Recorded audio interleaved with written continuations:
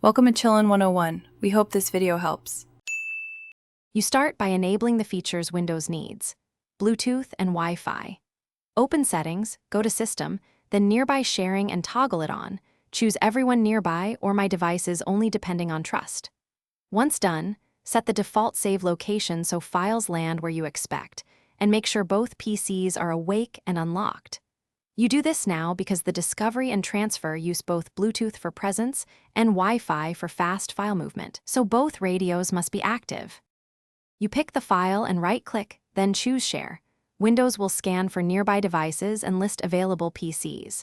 Select the recipient, and the other person must accept the incoming transfer.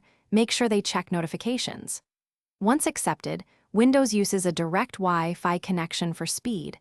Watch progress in Notification Center. If you need to send multiple items, compress them into a single folder first to avoid repeated prompts, and confirm the destination folder so you can find the files quickly.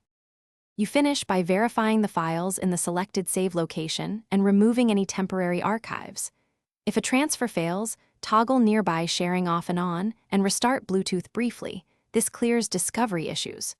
Also, make sure both PCs allow discovery, not in airplane mode, and are on compatible Wi-Fi bands, sometimes 4 GHz versus 5 GHz affects routing. If problems persist, sign out and back into your Microsoft account or use a wired share as a fallback.